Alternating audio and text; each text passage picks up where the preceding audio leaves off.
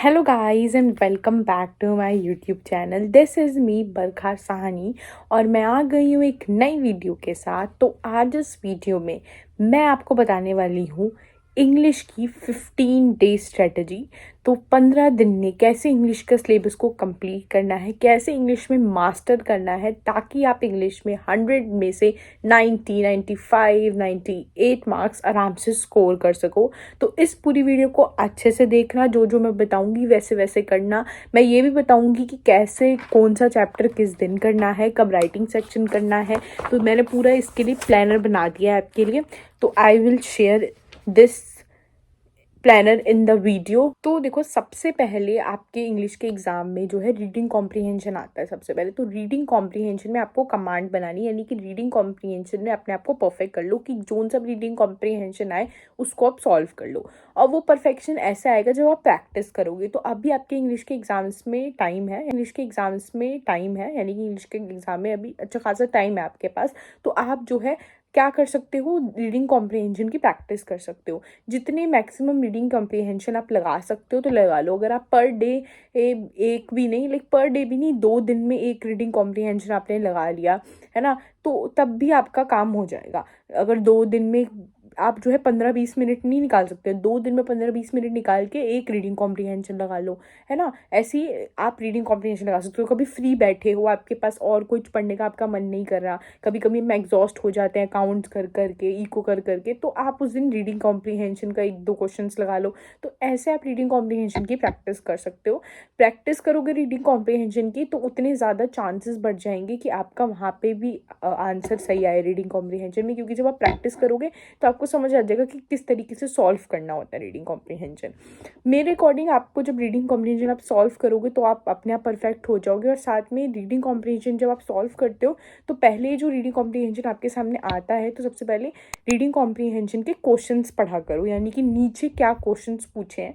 जब आप क्वेश्चंस आपने पढ़ लिए कि क्या क्वेश्चन नीचे पूछे गए हैं, उसके बाद आप रीडिंग कॉम्प्रीहेंशन को पढ़ा करो, ताकि आपको पता रहता है कि हाँ, मुझे क्या क्वेश्चन का क्या आंसर ढूंढना है, वो पता रहता है। तो इसलिए पहले ना क्वेश्चंस पढ़ा करो रीडिंग कॉम्प्रीहेंशन के, फिर उसके बाद उसका रीडिंग कॉम्प्रीहेंशन पढ़ा करो, ताकि आपको पता रहे कि आपको किस क्वेश्चंस का आंसर देना है। अगर आप पहले रीडिंग कॉम्प्रीहेंशन पढ़ोगे फिर आपने क्वेश्चन पढ़े, तो आप जो है आंसर वहाँ पे अंडरलाइन नहीं कर पाओगे, आपको दोबारा पैसेज में जाके आंसर ढूंढने पड़ेंगे। इसलिए पहले क्वेश्चन पढ़ लो, ताकि साथ साथ रीडिंग पैसेज अगर पढ़ रहे हो तो आंसर्स अगर आपको मिल रहे हैं तो आप अंडरलाइन कर सको। तो पहले क्वेश्चन पढ़ा करो, फिर उसके बाद रीडिंग कॉम्प्रीहेंशन को रीड करा करो।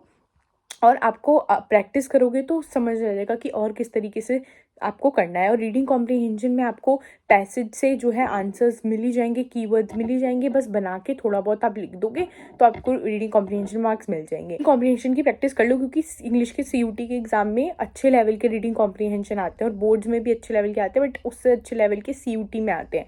तो इसलिए रीडिंग कॉम्प्रीहेंशन की तो प्रैक्टिस आपको करनी ही है। तो अभी ही अगर आप रीडिंग कॉम्प्रीहेंशन की प्रैक्टिस कर कर चलोगे तो सीयूटी में भी आपके लिए आसानी रहेगी। तो प्रैक्टिस रीडिंग कॉम्प्रीहेंशन की कर लेना। अब आपका रीडिंग कॉम्प्रीहेंशन सॉर्ट आउट हो गया। अब हम आते हैं दूसरी चीज़ पे, दैट इज़ राइटिंग सेक्शन पे और लिटरेचर पे। इन दोनों चीज़ों पे आते हैं। तो पहले मैं आपको लिटरेचर का बता देती हूँ। तो मैंने जो 15 डेज प्लान बनाया है उसके अकॉर्डिंग जो है आप अपनी लिटरेचर को कंप्लीट करोगे और राइटिंग सेक्शन को कंप्लीट करोगे।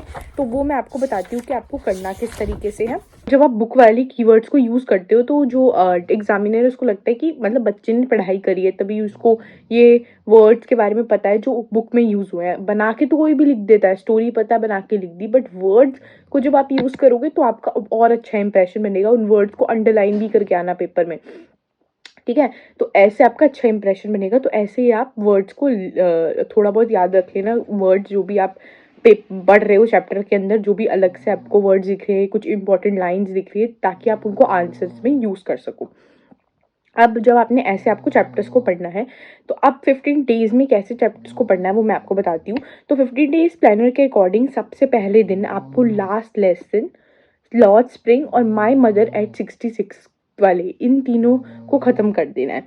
अभी मैंने 3 चैप्टर आपको ज़्यादा लग रहे होंगे, ये 3 मैंने इसलिए दिए हैं क्योंकि लॉ स्प्रिंग हो गया या लास्ट लेसन हो गया, ये चैप्टर्स मैक्सिमम बच्चों ने पढ़ी रखे होंगे, क्योंकि अभी एग्ज़ाम आपके शुरू से क्लास 12 के एग्ज़ाम्स में बार बार आ रहे हैं, है ना। स्टार्टिंग के चैप्टर है तो स्टार्टिंग का चैप्टर उस बच्चे ने भी पढ़ा होता है जिसने अच्छे से पढ़ाई नहीं करी हुई, शुरू का चैप्टर तो हर कोई पढ़ता है, तो आप इसको एक दिन में ख़त्म कर दो और साइड में इन तीनों चैप्टर को रख दो।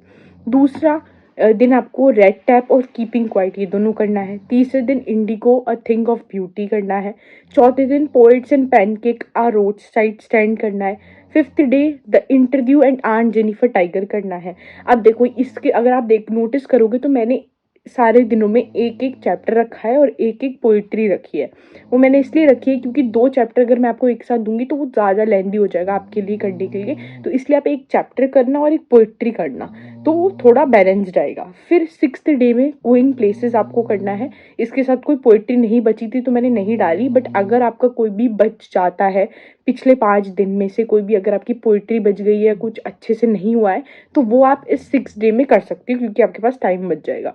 देन 7th डे में आपकी दूसरी बुक शुरू हो जाएगी, तो उसमें आपको 3rd लेवल टाइगर किंग, फिर journey to the end of the earth, enemy on the face of it, cutting of the long hair, we too are human beings, ये वाले चैप्टर्स एक एक दिन लगा के एक दिन एक चैप्टर को देना और ख़त्म करते जाने हैं।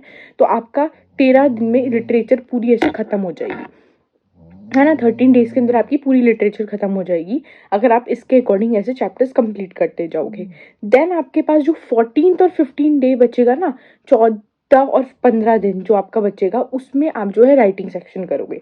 अब राइटिंग सेक्शन आपको कहाँ से करना है, तो अभी मैं आपको पहले राइटिंग सेक्शन से पहले लिटरेचर का एक बात बता देती हूँ कि जैसे ही आपने 13 डेज़ में लिटरेचर के चैप्टर्स पढ़ लिए, अब ये टाइम है कि अब आपको उसकी प्रैक्टिस करनी पड़ेगी। तो आपको जब इंग्लिश के बोर्ड एग्जाम से पहले जो छुट्टियाँ मिलेगी उसमें आपको सैम्पल पेपर्स लगाने हैं, एडुकार्ड के ओसवाल के रीड करने सैम्पल पेपर्स, ताकि आप जो है इंग्लिश की आंसर राइटिंग आपको समझ आ जाए, कैसे क्वेश्चन आने वाले हैं वो आपको पता लग जाए। तो सैम्पल पेपर लगा लेना इंग्लिश की जो भी छुट्टी मिलेगी। अब मैं आपको राइटिंग सेक्शन का बता देती हूँ कि राइटिंग सेक्शन आपको किस तरीके से करना है।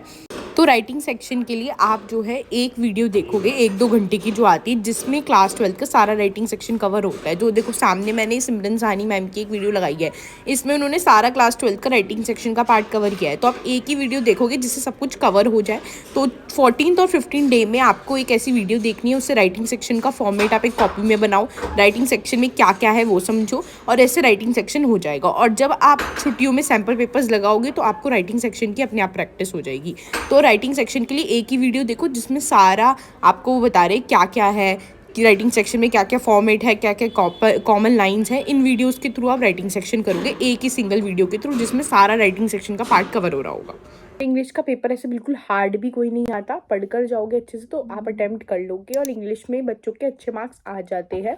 और लास्ट डेज में पढ़कर भी मैंने देखा अच्छे मार्क्स बच्चों के आ जाते हैं आसानी में से। 100 में से 80 प्लस तो मैंने देखे हैं, 80 प्लस 70 प्लस बहुत ईजिली स्टूडेंट्स के आ जाते हैं।